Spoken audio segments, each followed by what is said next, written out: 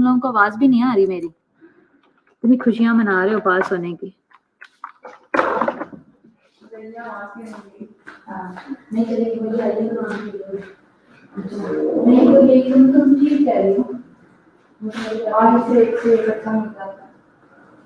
अब आज जाऊंगी ना आगे आज वहाँ से लेके आती हो एक से एक अच्छा है। मकान वाली बहुत अंदर है क्यों क्या पता नहीं घर वाली जरूर से काम है बोलो कर लेना आपको तो इधर नहीं आता ठीक लगे पहले देखे घर घर ही है फिर मैं अकेली फिर बुला लेता है। शुक्र है जी अब आवाज आ गई है। अच्छा जी सबसे पहले तो फोर्थ ईयर मेरी तरफ से आप सबको बहुत बहुत मुबारक हो। ऑनलाइन मिठाई भेज दो ठीक है। आप मुझे यहाँ पे यहीं पे ही स्माइलीज भेज दो ठीक है। मिशेल लाइबा अक्सा नेहा वर्दा सायरा इन सब के पहले मैसेजेस आए हुए थे। बहुत बहुत बहुत बहुत सारी फोर्थ ईयर को हो रिया जिले हुमा सबको मेरी तरफ से बहुत बहुत मुबारक हो। सिमरा और अली ठीक है। अच्छा हमने काफ़ी सारी चीज़ें देखी थी और हमने नर्स देखा था क्या है और फातिमा मुबारक हो। नेहा का सुबह मैसेज आया है अक्सा का आया है थैंक यू। अच्छा अब हमने देखना है कि जजमेंट भी हम देख चुके हैं। जजमेंट हमने देखी है क्लिनिकल हमने जजमेंट देखी थी साउंड जजमेंट देखी थी नर्सिंग स्किल्स आज हमने देखना है। तो सिमरा मुबारक हो फोर्थ ईयर तक तुम्हारा मेंटेन रहना चाहिए ठीक है। अच्छा नर्सिंग स्किल्स हाँ नहीं होते नहीं आ रहे पता है मुझे वही मैं कह रही हूँ। अच्छा नर्सिंग स्किल्स क्या है आज हम ये देखेंगे।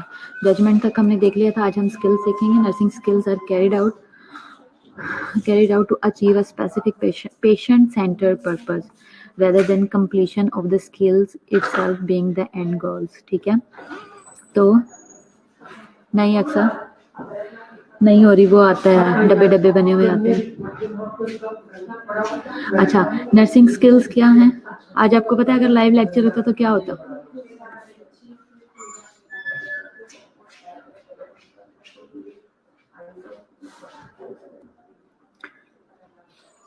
रोलिका मुबारक हो एमन के भी बहुत अच्छे नंबर हैं। अच्छा नर्सिंग स्किल्स हैं। Nursing skills are carried out to achievement 100% भी आया और मेंटल का पूरे यूएचएस में 78 डिस्टिंक्शंस आई हैं। तो मेंटल ओवरऑल मुझे लगता है तुम्हारी क्लास ने जो है वो सबसे ज़्यादा डिस्टिंक्शन लिए होंगे। मुझे उम्मीद है कि 30+ में होंगी तुम लोगों की क्लास की लाजमी। अच्छा इसलिए कहते हैं जो होता है अच्छे के लिए होता है। हो सकता है मेरा पेपर तुम लोगों को ना आता होता है ना तो इसलिए जो बाहर से पेपर आया वो ज़्यादा और भी ज़्यादा अच्छा हो गया।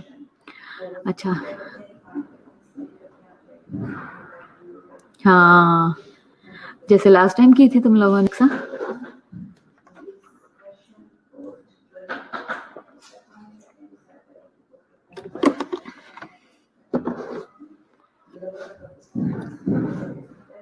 हम तब बैठे हुए थे क्लास हम अपने ऑफिस में बैठे हुए थे जब रिजल्ट आया तुम लोगों ने अच्छा खासा शोर मचाया था। एक जोर की चीख आई मेरा वो पहला रिजल्ट था तो मैंने कहा ये क्या हुआ है। कहते बच्चे पास हो रहे हैं रिजल्ट आ रहा है। हाँ तुम्हारी क्लास का 44 तो तुम लोग ले लोगे। मुझे पूरा यकीन है 44 तुम लोगों की जाएंगे। चलो मैंने अपनी जेब रेडी रखी है डोंट वरी। अच्छा चलो अब हम पढ़ लेते हैं। नर्सिंग स्किल्स क्या है। Skills are carried out to achieve a specific patient centred purpose होना चाहिए।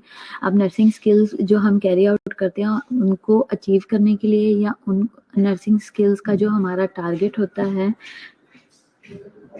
सही तो हमारा जो टारगेट है ये हम क्यों कैरिड आउट करते हैं ताकि हम अचीव कर सकें पेशेंट सेंटर्ड पर्पस। हमारा पर्पस जो है वो पेशेंट होना चाहिए। अगर आप पेशेंट को अच्छी केयर प्रोवाइड करते हो तो आपका टारगेट जो है वो पेशेंट को केयर प्रोवाइड करना है। आपका टारगेट ये नहीं है कि मैं केयर प्रोवाइड कर रहा हूँ। आपका टारगेट ये होना चाहिए या ये होता है कि हम पेशेंट को हम केयर प्रोवाइड करें, हम पेशेंट के लिए काम कर रहे हैं, ठीक है। हमारा मेन टारगेट जो है वो ये होता है।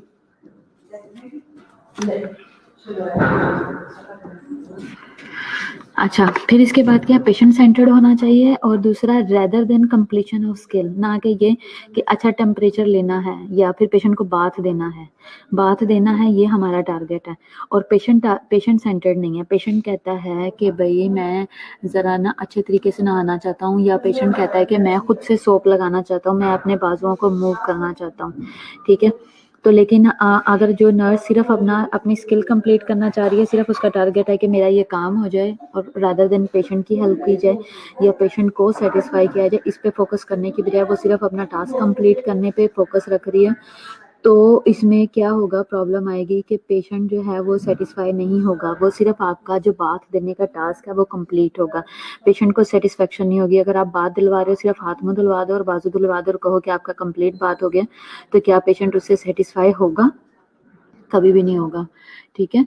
तो इसलिए आपने पेशेंट के लिए काम करना है और पेशेंट की सेटिस्फेक्शन के लिए काम करना है, ठीक है।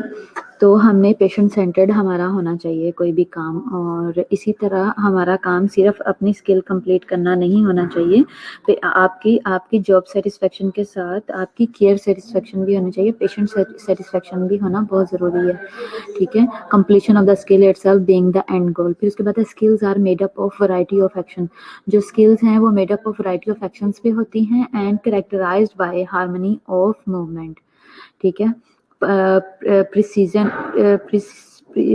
प्रिसीजन है और इफेक्टिव यूज़ ऑफ सेल्फ है, ठीक है। यानी कि आपका काम जो है उसमें वैरायटी ऑफ एक्शंस होते हैं, आप डिफरेंट स्किल्स यूज़ करते हो, जैसे कि एक आ जाती है साइकोमोटर स्किल्स आ जाती हैं जिसमें आप पेशेंट को फिजिकली केयर प्रोवाइड करें, एक आती है इफेक्टिव स्किल्स आ जाती हैं। इफेक्टिव में जब आप बोलते हो, प्रेज करते हो, पेशेंट को एजुकेट करते हो, डांटते हो, इस तरह की चीज़ें आ जाती हैं। मोटिवेशनल आपकी स्किल्स आ जाती हैं, आप जो है वो रिलीजियस स्किल्स को यूज़ करते हो, इस तरह की चीज़ें आ जाती हैं। तो स्किल्स जो है उनकी वैरायटी ऑफ एक्शंस होते हैं और ये कैरेक्टराइज्ड होती हैं किसके साथ, characterised by harmony of movement. किस चीज़ से कैरेक्टराइज्ड होती है कि सारी जो आपके मूवमेंट हैं, आपकी जो एक्टिविटीज़ हैं, उनके अंदर क्या आती है, हार्मनी पैदा होती है।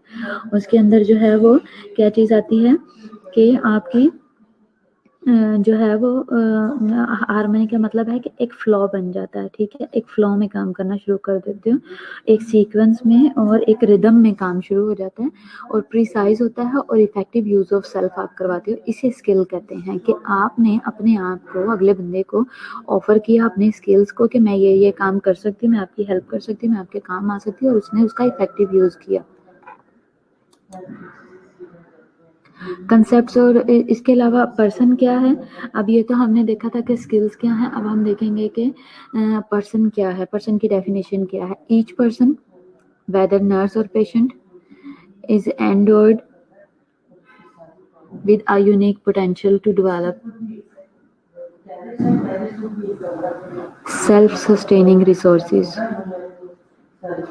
हर एक पर्सन, जो पर्सन है वो क्या है कि एंडाउड का क्या मतलब आएगा यहाँ पे,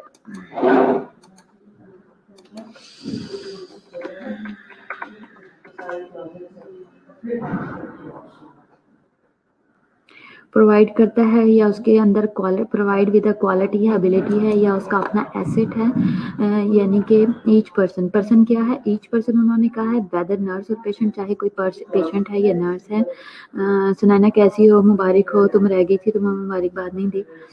चाहे कोई पर्सन है या कोई भी पर्सन, चाहे वो नर्स हो या पेशेंट हो, is endowed with a unique potential. हर एक के अंदर अपनी एक एबिलिटी है, अपना एक पोटेंशियल है, या इस काबिल है कि वो उसके अंदर यूनिक पोटेंशियल हो, यूनिक क्वालिटीज़ हों, यूनिक उसके अंदर स्पार्क है to develop self sustaining resources, के वो अपने अपने अंदर खुद से इस तरह के रिसोर्सेज अपने अंदर इस तरह की क्वालिटीज़ पैदा करता है जिसे सेल्फ सस्टेनिंग रिसोर्सेज कहा जाता है।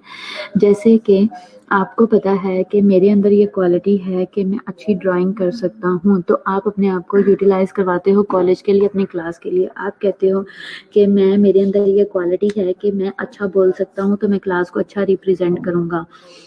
इसी तरह आप में से कुछ लोग कहते हो कि मेरे में ये क्वालिटी है कि मैं अच्छी आईवी लाइन पास कर सकती हूँ। तो ये जो आपका यूनिक पोटेंशियल है, ये आप खुद से आपने डेवलप भी किया, इसको सेल्फ सस्टेनिंग रिसोर्स भी बनाया है, प्लस आपने इस जो आपकी क्वालिटी है इसको आपने यूटिलाइज किया है किसके लिए? अपने अपने पेशेंट की केयर करने के लिए और हेल्प करने के लिए। इसी तरह अब इसमें बात आ जाती है कि कुछ लोग कैथेटर अच्छा पास कर सकते हैं, फर्स्ट ब्रेक में अच्छा कैथेटर फॉलिस कैथेटर पास कर दिया, कुछ लोग सीवीपी में अच्छी हेल्प करवा सकते हैं, कुछ सर्जरी असिस्ट करवाते हैं अच्छी, और कुछ लोग नर्सिंग नोट्स अच्छे लिखते हैं, कुछ लोग जिनकी इंग्लिश अच्छी होती है वो एप्लीकेशन बहुत अच्छी लिखते हैं, कुछ लोगों के नोट्स अच्छे होते हैं, और कुछ लोगों की कम्युनिकेशन स्किल्स बहुत अच्छी होती हैं। तो ये हर पर्सन के अंदर अपना एक यूनिक पोटेंशियल होता है, और ये क्या है, और ये उसके अंदर सेल्फ सस्टेनिंग रिसोर्सेज डेवलप करता है और अपने आप को वो फिर यूज ऑफ सेल्फ करवाता है इफेक्टिवली। ठीक है, people generally tend towards independence and fulfilment of responsibilities. People generally जो है वो क्या होते हैं, ज़्यादातर ऐसे लोग जो हैं वो जनरली कोशिश करते हैं कि वो इंडिपेंडेंस की तरफ जाएं और फुलफिल करें अपनी रिस्पॉन्सिबिलिटीज़ को। ठीक है, फिर उसके बाद है self awareness and self acceptance are essential to personal integrity and self worth. ठीक है, तो क्या है कि सेल्फ अवेयरनेस और सेल्फ एक्सेप्टेंस जो है ना वो बहुत इंपॉर्टेंट है। किसके लिए? टू पर्सनल इंटेग्रिटी के लिए और सेल्फ वर्थ के लिए। ठीक है, सेल्फ अवेयरनेस क्यों इंपॉर्टेंट है? सबसे पहले आपको अपने बारे में पता होना चाहिए कि मेरे अंदर क्या क्वालिटीज़ है, मेरा पोटेंशियल क्या है, मेरे अंदर क्या चीज़ें हैं। दूसरा, आप में सेल्फ एक्सेप्टेंस होनी चाहिए। सेल्फ एक्सेप्टेंस किस चीज़ की है कि आपके अंदर ये आप एक्सेप्ट करो इस चीज़ को कि भाई मैंने जो है ना वो सेल्फ एक्सेप्टेंस में ये कि अगर आप कहीं पे सही हो या गलत हो, आप में इतनी क्वालिटी होनी चाहिए कि आप सही और गलत को चूज कर सको, आपके अंदर सही और गलत की पहचान हो, करना आता हो आपको अपने बारे में। ठीक है, इसकी एक एग्जांपल दो, सेल्फ एक्सेप्टेंस की एग्जांपल दो, एक क्या हो सकती है जी? हाँ जी, सहर नुज़रत मुबारक हो बहुत बहुत आप लोगों को। अच्छा, अक्सा है, नेहा है, वर्दा है। मुझे ये बताओ कि सेल्फ एक्सेप्टेंस क्या है, इसकी एक एग्जांपल दो जल्दी से, फिर हम लेक्चर कंटिन्यू करें। What is self acceptance? Nursing के अंदर इसको कहाँ पे हम फिट करेंगे?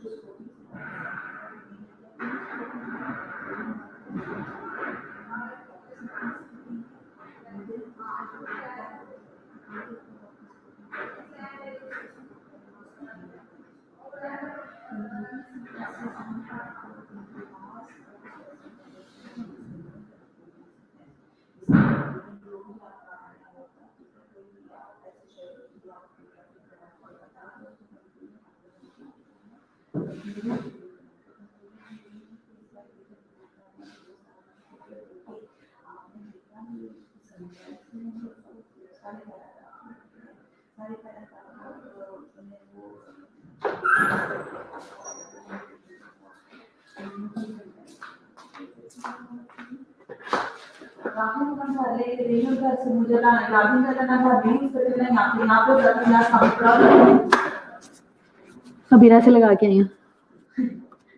हाँ जी, बताया नहीं आप लोगों ने। अच्छा, सेल्फ अवेयरनेस क्या है? सेल्फ अवेयरनेस है कि आपको सबसे पहले अपनी क्वालिटीज़ का और आपकी जो खूबियाँ हैं, खामियाँ हैं, आपको उसका पता होना चाहिए फर्स्ट ऑफ ऑल। सेकेंडली आ जाता है एक्सेप्टेंस आपके अंदर। जब आपके अंदर किसी चीज़ को एक्सेप्ट करने की पावर आ जाती है, जब आप अपने सही और गलत को एक्सेप्ट करते हो और समझते हो, सेल्फ एक्सेप्टेंस। अच्छा, वर्दा ने कहा है मीन्स द पर्सन को अपनी लिमिटेशंस और एबिलिटीज़ दोनों का पता हो। एक्सेप्टेंस इसे कहेंगे? नहीं, एक्सेप्टेंस का मतलब ये है कि किसी भी चीज़ को और पर्सन अपनी वर्थ फील करे। ठीक है, एक्सेप्टेंस का मतलब है यहाँ पे मेरी नज़र में कि आप अपने अंदर किसी भी टाइप के क्रिटिसिज्म को एक्सेप्ट कर सको। सेल्फ एक्सेप्टेंस का मतलब ये भी आता है, अब जैसे ये कह रहे हो कि अपने बारे में पता हो, मीन्स आपको अपनी लिमिटेशंस और एबिलिटीज से, ठीक है, आप अपने आप, और ये ठीक है, एक तरह से वरदा ने बात ठीक कही है। इसको हम ये भी कह सकते हैं, और इसके अलावा हम ये भी कह सकते हैं कि आपको आपके अंदर जो पोटेंशियल है और जो नहीं है, आप उसे एक्सेप्ट करो कि मेरी यहाँ पे लैकिंग्स हैं और मुझे इसे सही करना चाहिए और मैं करूँगा, ठीक है। और सेल्फ एक्सेप्टेंस में आप जो भी है, जैसे भी है, जिस भी तरह के हो, जिस भी रंग के हो, जिस भी नस्ल के हो, जहाँ से भी आप ताल्लुक़ रखते हो, उसे भी आपने एक्सेप्ट करना है कि हाँ भाई, मैं इस जगह का हूँ, या मैं ऐसा हूँ, या मैं इन लोगों से बिलोंग करता हूँ और मैं इसके अंदर खुश हूँ। सेल्फ एक्सेप्टेंस है आपकी कि हाँ भाई, जो है वो यही है, ठीक है। और फिर उसके बाद ये क्या है, ये तमाम चीज़ें। दूसरा, क्रिटिसिज्म, किसी भी टाइप के क्रिटिसिज्म को एक्सेप्ट करना, अपने अंदर लेना, एक्सेप्टेंस होना, ठीक है, कि आप उस चीज़ को एक्सेप्ट करते हो कि अगर किसी ने मुझे ये मशवरा दिया या अगर किसी ने मुझे ये कहा है तो किसी बेस पे कहा है, मैं उसकी इस बात को मानता हूँ, मैं एक्सेप्ट करता हूँ कि अगले बंदे ने मेरी हेल्प के लिए या मेरे फ़ायदे के लिए ये कहा है। अच्छा, फिर उसके बाद क्या है, ये एसेंशियल है ताकि पर्सनल इंटेग्रिटी और सेल्फ वर्थ जो है वो इम्प्रूव हो। पर्सनल इंटेग्रिटी कैसे होगी? जब आपकी सेल्फ रिस्पेक्ट बढ़ेगी, जब आप अपनी वैल्यू जानोगे, जब आप अपने बारे में आपको पता होगा। लोगों के अंदर इतना टैलेंट होता है लेकिन उनको पता नहीं होता, बेवजह हर वक्त शाये रहते हैं, ठीक है, झिझक है, आगे नहीं होना, बात नहीं करनी, ये नहीं करना, वो नहीं करना। आप जैसे सिंपल एग्जांपल ले लो सिमरा की, ठीक है, सिमरा अच्छा पढ़ती है, इंटेलिजेंट है, ओबीडियंट है, हर क्वालिटी है, लेकिन थोड़ा बोलती है, ठीक है। लेकिन मैंने इसको यहाँ पे ये मैंने चीज़ नोट की है कि जहाँ पे इसने डिफेंड करना होता है अपने आप को, जो चीज़ सही है इसके बारे में, और जहाँ पे इसकी वैल्यू है बात की, और जहाँ पे कह लो कि जो चीज़ ये जहाँ पे ये राइट पे है, ये वहाँ भी बात नहीं करती। अब जब नई नई आप लोगों की क्लास ली, मैं इसको सिमरा को इतना जानती नहीं थी, और ना जानने की वजह से मैंने ये कहा कि सिमरा तुम कोई काम नहीं करती हो, मुझे तुम कभी कुछ करती नज़र नहीं आई हो। तो सिमरा ने आगे से मुझे इस बात पे डिफेंड नहीं किया। फिर जब मैं इसको जाना मैंने, और जब मैंने सुना इधर उधर डिस्कशंस में कि नहीं इस तरह से ये वो, तो फिर मुझे समझ आया कि नहीं, सिमरा की पर्सनैलिटी और है और वो चलती ज़रा और तरीके से है, उसकी रूटीन डिफरेंट है। तो बेसिकली यहाँ पे कहने का मकसद ये है कि सबसे पहले आप अपने बारे में जानो, ठीक है, कि आप क्या हो, आपके अंदर क्या पोटेंशियल है। अपनी सेल्फ अवेयरनेस सबसे पहले करो, फिर सेल्फ एक्सेप्टेंस करो, ठीक है। अब देखो, कुछ लोग हैं जो बहुत बोलते हैं, या बहुत तेज़ हैं, या बहुत ज़्यादा जो थोड़े टॉकेटिव होते हैं, बहुत ज़्यादा बोलने वाले होते हैं, थोड़े से जॉली हैं, बहुत ज़्यादा हँसते हैं, बहुत ज़्यादा खुश रहते हैं, ठीक है। तो जो इस तरह के लोग हैं वो भी अपने आप को मानते हैं कि हाँ भाई, मैं खुश रहता हूँ, हाँ भाई मैं हँसता ज़्यादा हूँ, हाँ भाई मेरे में ये क्वालिटी है, ठीक है। तो आपकी जो बेसिक चीज़ें हैं उनको आप एक्सेप्ट करो, इससे आपकी personal integrity plus self worth improve होती है। अब जो लोग स्टैंड है, जिनका किसी जगह पे, जो किसी मुकाम पे स्टैंड करते हैं, ठीक है, उनकी वैल्यू है, वर्थ है, तो वो लोग क्या है कि उनका उनको अपने आप, बेसिकली मैं आपको बताऊं कि जब तक आप अपने आप को खुद वैल्यू नहीं करते, अगला बंदा भी नहीं करता। आपको अपना आप मनवाना पड़ता है, अच्छे काम से बनवाओ, अच्छे बिहेव से बनवाओ, अच्छे नंबरों से बनवाओ, अच्छा उठने बैठने से बनवाओ, अच्छे ड्रेसअप से बनवाओ, अच्छे चाल चलन से बनवाओ, लेकिन आपको दुनिया में अपना मुकाम बनाना है खुद से, ठीक है। हम जितनी मर्जी डिग्रीज लेके हम गले में डाल के नहीं घूमेंगे, मैं इतना पढ़ा लिखा हूँ। अगर आप इतने पढ़े लिखे हो तो आपके अंदर नज़र भी आनी चाहिए चीज़ें। अगर आप डिग्री होल्डर हो, अगर आप पोजीशन होल्डर हो, अगर आप जो है वो एक शाइनिंग पर्सन हो, तो वो शाइन आपकी नज़र आनी चाहिए 4 लोगों में, ठीक है। तो मेरा आपको बताने का मकसद ये है, अब चूँकि अब आप जैसे 4th ईयर हो, अभी आप सीनियर हो चुके हो, अब आप इस टाइम करता धरता हो सारे बैचेस के, क्योंकि अभी आप सीनियर हो, अभी आप मैच्योर हो इस वक्त के करंट बैच का। तो इस वक्त क्या है कि आप लोगों ने अभी से ही अपनी वैल्यू को जानो और समझो कि भी हमारी क्या वैल्यू है। हम 4th ईयर हैं, हमारे पास नॉलेज ज़्यादा होना चाहिए। इरम, किसके बारे में ठीक कह रही हूँ मैं, ओवरऑल या सिमरा के बारे में? सिमरन नो कमेंट, कोई रिप्लाई कि इधर भी कोई डिफेंड नहीं है। तो अब क्योंकि आप हो आप लोग सीनियर्स हो, तो अभी से ही अपने आप को वैल्यू करो, अपने स्टेटस को इम्प्रूव करो, अपने अपने लाइफस्टाइल को इम्प्रूव करो, अपने कम्युनिकेशन को इम्प्रूव करो, अपने अपने गेटअप को इम्प्रूव करो। आप अभी से ही सीनियर हो और अपना मुकाम किसी भी जगह पे ऐसे बनाओ कि आप कहीं पे जाते हो तो एक ठोस और स्ट्रॉन्ग पर्सनैलिटी हो। ठीक है, थैंक यू इरम। अच्छा, फिर उसके बाद है, फिर आ जाती है बात कि what ever an individual does at any given moment. ठीक है, अच्छा, अब इसमें क्या है कि कोई भी इंडिविजुअल जो है वो कुछ भी शो करे किसी भी मोमेंट पे, ठीक है, वो रिप्रेजेंट करता है best available judgement for that person at that time. Whatever an individual does at any given moment represent the best available. चाहे कोई भी इंडिविजुअल किसी भी टाइम पे उसने कुछ भी किया हो, लेकिन जो रिप्रेजेंट करता है वो best available judgement for that person at at that time. उस टाइम में जो सिचुएशन है वो अपने बारे में जो फील करवाएगा और जो जजमेंट देगा वो किसी को जिस तरह से अपने मूव शो करवाएगा और जो अपने अपने बारे में जिस तरह की लोगों की नज़र में व्यूज़ बनाएगा वो वही बने रहेंगे। ठीक है,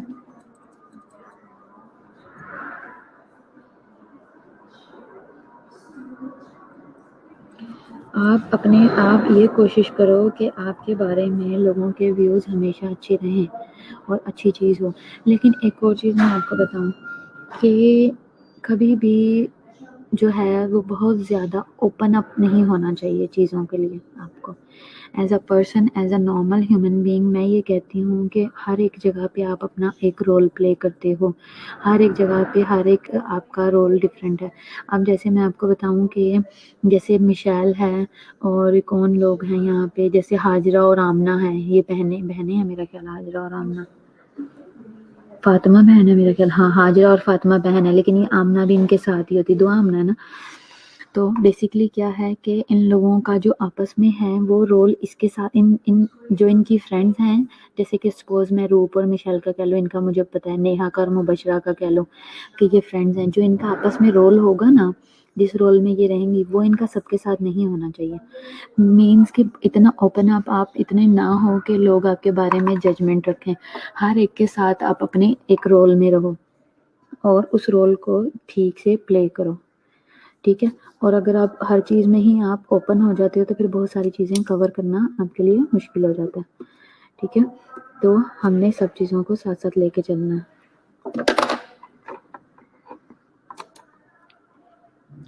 हाजिरा और आमना सिस्टर हैं, ठीक है, हाजिरा और आमना, हाजिरा अफजल और फातिमा अफजल आ रहा है यहाँ तो, आमना अफजल भी है, नहीं आमना तो नहीं, आमना तो बेबी है।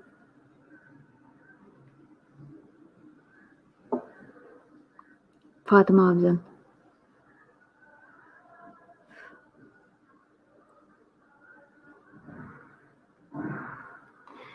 अच्छा, की एलिमेंट्स क्या हैं इसके, जो ये है, इसने विडन बैक है, इसने इसका जो इसने प्रपोज किए थे 4 मेन एलिमेंट्स किए थे, किससे रिलेटेड थे, जो कि क्लिनिकल नर्सिंग से रिलेटेड थे। इसमें फर्स्ट ऑफ ऑल उसने कहा था कि एक फिलॉसफी है, दूसरा उसने कहा था कि पर्पस है, फिर प्रैक्टिस है और फिर आर्ट है।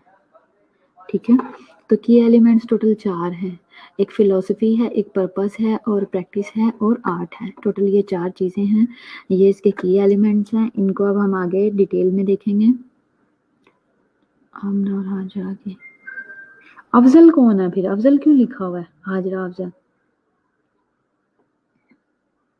फातिमा का आमना के बाबा का नाम सेम है, अच्छा, तो फिर यहाँ पे आमना का नाम आमना बीबी क्यों है, आमना मेरा ख्याल है 2 भी हैं।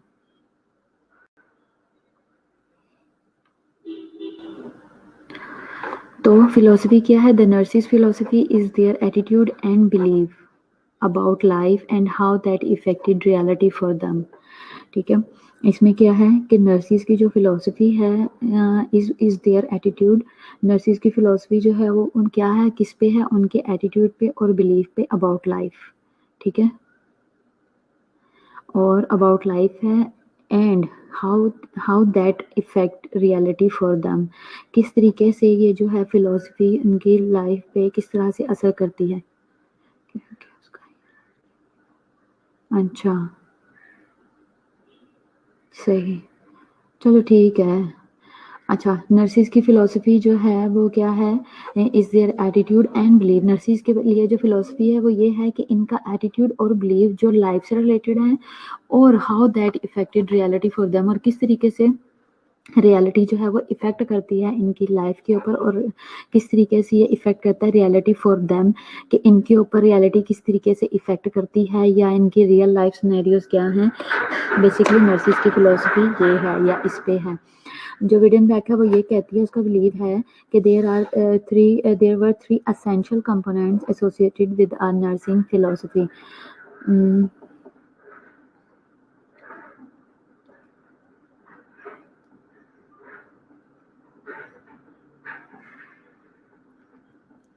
सही है, ठीक है, ठीक हो गया, आगे समझ। और वो जो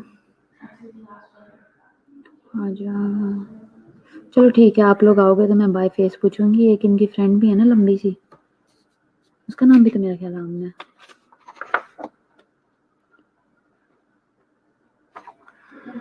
अच्छा, इसमें क्या है, इसमें रेवरेंस फॉर लाइफ है, रिस्पेक्ट फॉर द डिग्निटी है, और resolution to act on personally and professionally held believe पे है। ठीक है, इसमें क्या है, रेफरेंस फॉर लाइफ में क्या है, रेफरेंस फॉर लाइफ है, फिर उसके बाद रिस्पेक्ट फॉर डिग्निटी है, वर्थ है, ऑटोनॉमी है एंड इंडिविजुअलिटी है of each human being, and resolution to act on personally and professionally held beliefs. ठीक है, फिलोसफी क्या कहती है कि रिस्पेक्ट फॉर डिग्निटी, नर्सिंग की फिलोसफी में क्या है कि रिस्पेक्ट फॉर डिग्निटी है। ठीक है,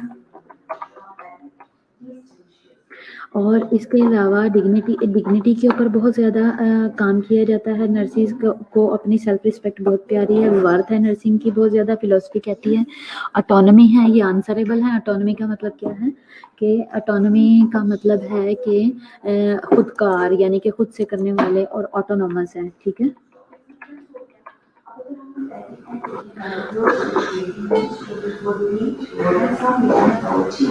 और नर्सिस जो है ये कह लो कि बेसिकली ये सेल्फ गवर्निंग होते हैं, ये अपने काम खुद से कर सकते हैं, और ये इतने लोगों को वो नहीं होते, जवाबदेह नहीं होते। ठीक है, और individuality of each human being and resolution to act on personally and professionally held beliefs. और ये क्या है कि ऑटोनॉमी भी है इनकी, इनकी एक अपनी वर्थ है, इनकी एक अपनी वैल्यू है, ये इनके अंदर। अली हमजा आर क्या है, और जो वो है इसके अलावा जो क्या कहते हैं, ऑटोनॉमी का मतलब ये है कि ये ये एक सेल्फ गवर्निंग होती हैं। ठीक है, और इंडिविजुअलिटी है, यानी कि इनकी एक अपनी पर्सनालिटी है। ठीक है, और इसके अलावा of each human being, individuality है हर एक की अलग से। ठीक है, और इसके अलावा क्या है कि रेजोल्यूशन है to act on personally and professionally, और इनका रेजोल्यूशन है कि ये पर्सनली भी एक्ट करती हैं और प्रोफेशनली भी करती हैं, और इनके अपने बिलीव्स हैं जो ये हेल्ड रखती हैं, और उसके अकॉर्डिंग काम करती हैं और उसके ऊपर बात करती हैं। ठीक है, तो जो रेफरेंस फॉर लाइफ है, इसका मतलब है कि इनकी इनकी अपनी एक अकीदत है, इनका अपना एक मुकाम है दुनिया में। ऑल्दो कि मुझे पता है कि आप लोगों के सबके दिमाग में ये आ रहा है कि रिस्पेक्ट फॉर डिग्निटी है, नर्सिंग के लिए डिग्निटी है।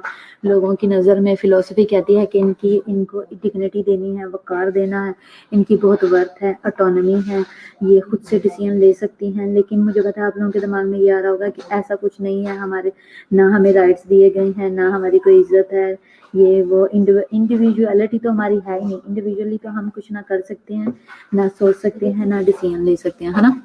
मुझे पता है आप लोगों के दिमाग में यही सब आ रहा है, क्यों? क्योंकि पाकिस्तान के अंदर इस तरह से रिप्रेजेंट किया जाता है, पाकिस्तान के अंदर नर्सिस की यही वैल्यू है। ठीक है, आप सबके दिमाग में ये बात आ रही होगी, आई नो वेरी वेल। लेकिन यहाँ पे अब बात क्या आ जाती है कि यहाँ पे इम्पोर्टेंट चीज़ ये है कि भले कुछ जगहों पे ऐसा है, तो इसका मतलब ये नहीं है कि पूरा पाकिस्तान ही ऐसा है। पूरे पाकिस्तान में ये हालात नहीं है नर्सिंग के, ठीक है। तो इसलिए जो अच्छी जगह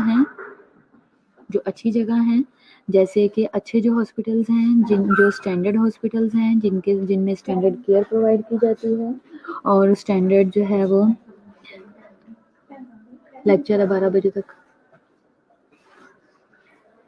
तो और जो स्टैंडर्ड हॉस्पिटल्स हैं, जहाँ पे स्टैंडर्ड एसओपीज को फॉलो किया जाता है, तो वहाँ पे अच्छी केयर भी प्रोवाइड की जाती है और रिस्पेक्ट भी दी जाती है, ठीक है। अब जैसे होता क्यों है, क्योंकि बेसिकली जो जितनी भी पॉलिसीज हैं वो यूनिफॉर्म पॉलिसीज हैं, यूनिफॉर्मिटी बहुत ज़्यादा। अगर एक रूल एक पे लागू होता है तो वो सब पे होता है। अगर एक चीज़ कही गई है कि आपने ये काम ऐसे करना है, तो अपर मैनेजमेंट से लोअर मैनेजमेंट तक, लोअर एम्प्लॉयज तक हर बंदा उसको फॉलो करेगा, डॉक्टर्स भी तारीफ एग्जैक्टली क्योंकि वहाँ पे एक सेट रूल है, एक फॉर्मेट बना, उस फॉर्मेट के अकॉर्डिंग आपने फिट हो जाना है वहाँ पे नर्सिस ने जाके, ठीक है। तो वहाँ पे एक ने नहीं, सब ने रूल फॉलो करना है, हर किसी ने ही बात माननी है। अगर सब इक्वली बात को मानते हैं, कंप्लाइंस जब तक किसी भी चीज़ की, किसी भी पॉलिसी की जब तक कंप्लाइंस नहीं होती, तब तक आपको अच्छे रिजल्ट्स नहीं मिलते, ठीक है। तो रिजल्ट्स अच्छे होना बहुत ज़रूरी है, और रिजल्ट्स के लिए कंप्लाइंस होना बहुत ज़रूरी है। तो यहाँ पे ये चीज़ें आ जाती हैं। और फिर जहाँ पे नर्सिस काम करती हैं, जहाँ पे नर्सिस को ऑटोनोमस रखा जाता है, और जहाँ पे नर्सिस की इंडिविजुअलिटी होती है, वहाँ पे डिग्निटी भी है, वर्थ भी है, और सेल्फ रिस्पेक्ट भी है, ठीक है। शीतल उज़मा लोग नहीं है आज, जिलोमा नहीं है, यास्मीन नहीं है, वर्दा, सुनैना।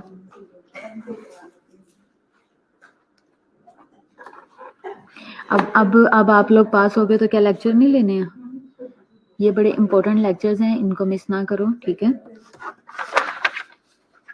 बार बार ये होने नहीं है, और आप लोगों के अब इसके बाद एग्जाम्स ही होने हैं। हाँ, वर्दा का तो मुझे पता है, वर्दा है।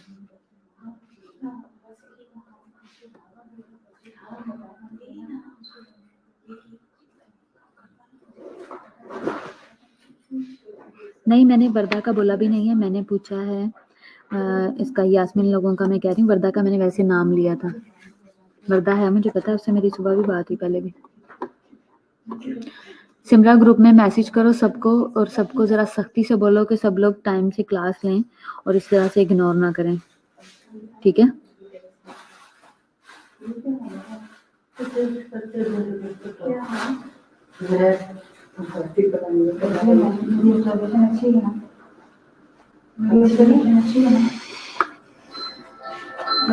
भला आप लोगों को विंटर्स वेकेशन हुई है? नहीं, हमें नहीं होती, हमें होती ही नहीं है, तुम लोगों को पता तो है,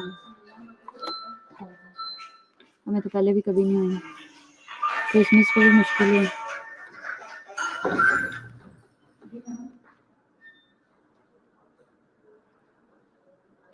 ये आप पहली दफा मैडम गलती माफ करना, उसी पहली दफा जा रहे थे, तो मैं पहली दफा नहीं जाती हूँ,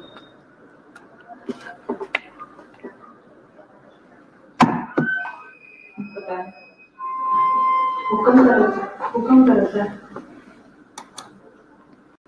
पर्पस है इसका, पर्पस क्या है? The nurse's purpose is that which the nurse wants to accomplish through what she does. It is all of the activities directed towards the overall good of the patient, ठीक है।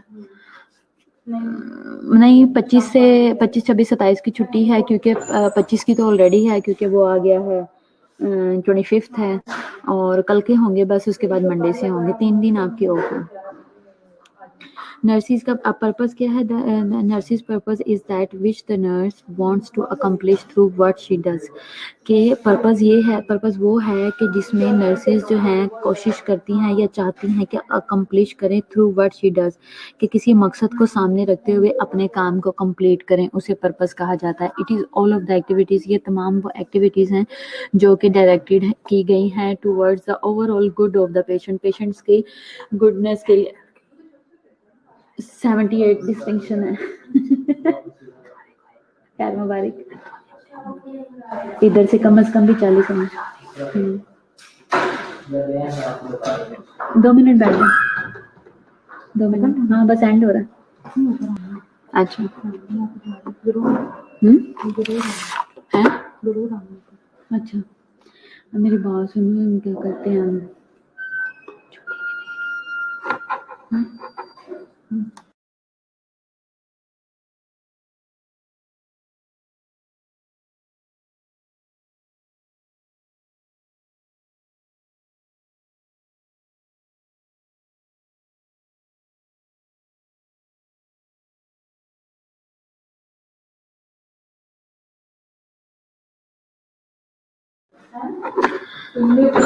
Practice क्या है। अच्छा ये तमाम purpose basically होता क्यों है, ताकि जो जितनी भी एक्टिविटीज़ हैं वो डायरेक्टेड हो towards the overall good of the patient, patient की भलाई के लिए बेसिकली काम किया जाए, हमारा ओवरऑल मकसद ये होता है। ठीक है, practice are those observable nursing action है।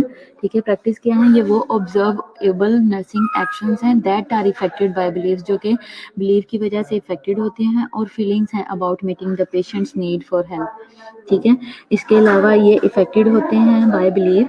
प्रैक्टिस क्या है, प्रैक्टिस वो ऑब्जर्वेबल नर्सिंग एक्शंस हैं जो कि इफेक्टेड हो जाते हैं, कैसे, by beliefs and feelings about the meeting the patient's need for help. यानी कि हमारी प्रैक्टिस जो है वो हमारे बिलीव और फीलिंग्स की वजह से इफेक्टेड हो जाती हैं। जब हम देखते हैं कि पेशेंट की नीड क्या है, नीड फॉर हेल्प क्या है, हम उसके अकॉर्डिंग प्रैक्टिस करते हैं। जैसे कि अब आपकी ड्यूटी के अंदर या आपकी जॉब डिस्क्रिप्शन का तो ये पार्ट नहीं है कि अगर कोई पेशेंट या पेशेंट के रिलेटिव ने आपसे हेल्प मांगी, उन्होंने कहा बेटा मैं दवाई नहीं ले सकता, मेरे पास पैसे नहीं है, ये आपकी जॉब डिस्क्रिप्शन का पार्ट नहीं है कि आप उनकी सुनो।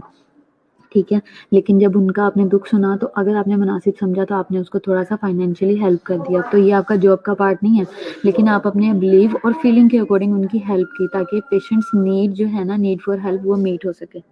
ठीक है, तो इसमें आपका बिलीव क्या था, कि मेरा ये बिलीव है कि खुदा कहता है कि ज़रूरतमंद की मदद करनी चाहिए।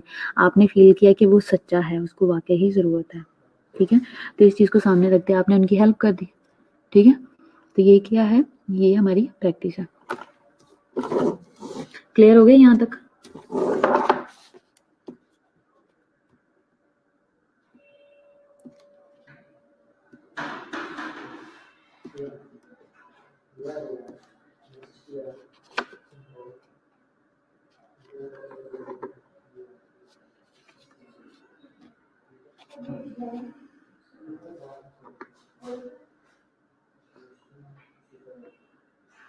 हाँ मुबशरा, कोई नहीं, फर्क नहीं पड़ता, खैर है, क्या करें, जी रहे हैं।